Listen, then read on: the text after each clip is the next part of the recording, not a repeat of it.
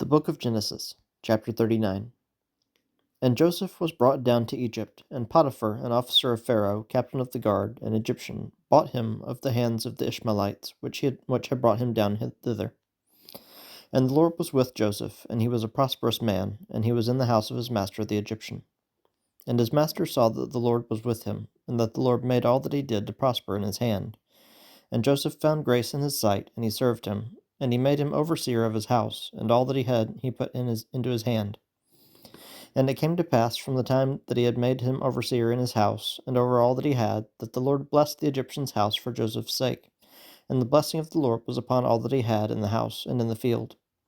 And he left all that he had in Joseph's hand, and he knew not aught he had, save the bread which he did eat. And Joseph was a goodly person, and well favored. And it came to pass after these things, that his master's wife cast her eyes upon Joseph, and she said, Lie with me. But he refused, and said unto his master's wife, Behold, my master wotteth not what is with me in the house, and he hath committed all that he hath into my hand. There is none greater in this house than I, neither hath he kept back anything from me but thee, because thou art his wife.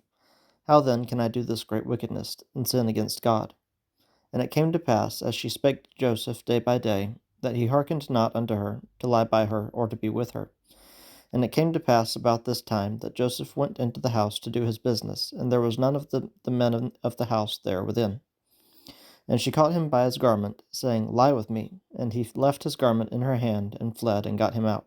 And it came to pass, when she saw that he had left his garment in her hand, and was fled forth, that she called unto the men of her house, and spake unto them, saying, See, he hath brought in an Hebrew unto us to mock us. He came in unto me to lie with me, and I cried with a loud voice. And it came to pass, when he heard that I lifted up my voice and cried, that he left his garment with me, and fled, and got him out. And she laid up his garment by her until his lord came home. And she spake unto him according to these words, saying, The Hebrew servant which thou hast brought unto us came in unto me to mock me. And it came to pass, as I lifted up my voice and cried, that he left his garment with me, and fled out. And it came to pass, when his master heard the words of his wife, which she spake unto him, saying, After this manner did thy servant to me, that his wrath was kindled. And Joseph's master took him, and put him into the prison, a place where the king's prisoners were bound, and he was there in the prison. But the Lord was with Joseph, and showed him mercy, and gave him favor in the sight of the keeper of the prison. And the keeper of the prison committed to Joseph's hand all the prisoners that were in the prison, and whatsoever they did there, he was the doer of it. The keeper of the prison looked not to anything that was under his hand, because the Lord was with him, and that which he did the Lord made it to prosper.